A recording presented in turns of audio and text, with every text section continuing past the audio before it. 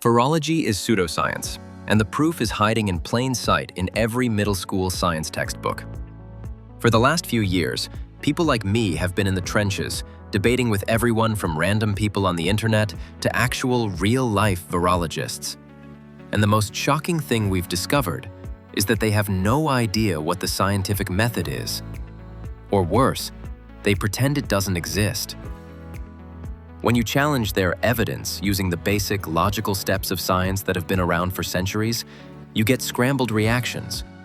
Some virologists will agree the method exists, claim they follow it, and then show you a diagram of their experiment that gets everything wrong. Wrong independent variable, wrong dependent variable, wrong control. It's a mess. Others will straight up tell you there's no single scientific method, that the steps we outline are just something we made up. But when you press them, they either go silent or, hilariously, end up describing the exact same steps they just said we invented. It's gotten so weird that even some people on our side, the no virus side, have started saying the scientific method itself is a scam. So, what is the truth? Does this method exist? And if it does, why are so many scientists terrified of it? Let's get back to basics. What is science? The word comes from the Latin scientia, meaning knowledge. But not just any knowledge. Knowing all the Pokemon doesn't make you a scientist. Scientific knowledge has to be earned through a specific process. Every major dictionary, from Merriam-Webster to Black's Law Dictionary, and every major science council agrees. Science is the pursuit of knowledge following a systematic methodology based on evidence. That methodology is the scientific method. Without it, you don't have science. You have, by definition, pseudoscience. So, what are these magical steps that virologists seem to hate? It's not complicated. First, you observe a natural phenomenon, something that happens in the real world, not in a lab, like you see sick people.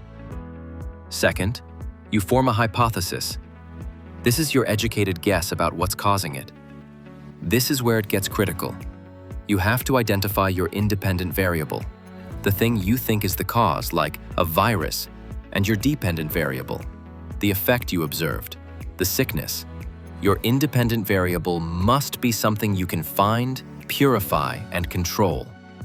Third, you must have a null hypothesis. This is the opposite of your guess. X does not cause Y. A core principle of real science is falsifiability. You have to be able to prove your own idea wrong. If you can't, it's not science. It's a belief system. Fourth, you experiment. You take your purified independent variable, the supposed cause, and introduce it to a healthy group. You also have a control group that gets everything the same, just without that one variable. You need to see if the cause actually produces the effect, and if the effect is absent in the control group. Then you analyze the data and see if your hypothesis was validated or not. This isn't new. This logical process has roots going back to Aristotle, but it was really solidified by an Arab scientist named Ibn al-Haytham around 1000 AD. He's called the first scientist because he insisted on experiments as the standard of proof.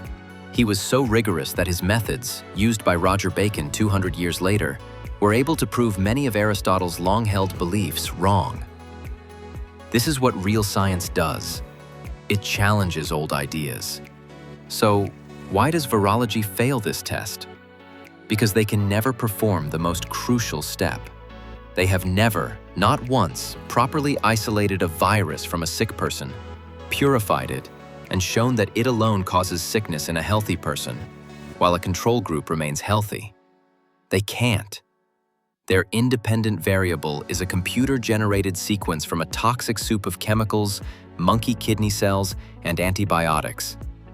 It's not isolated from nature. The experiment is invalid before it even begins. When you don't follow the scientific method, what you're doing is called pseudoscience. Oxford defines it as beliefs or practices mistakenly regarded as being based on scientific method. It looks like science. It uses big words like science, but it lacks the rigor. This is the secret. This is why they get so angry and confused when you bring it up. They know deep down that their entire field is built on a foundation that ignores the very definition of science. Had they followed the method, the germ hypothesis would have been thrown out decades ago, along with the entire field of virology. Instead, we live in a world where pseudoscience is king, where most published research is false, and where the people we're told to trust as scientists can't even pass a 7th grade science quiz. It's not about being anti-science. It's about demanding real science.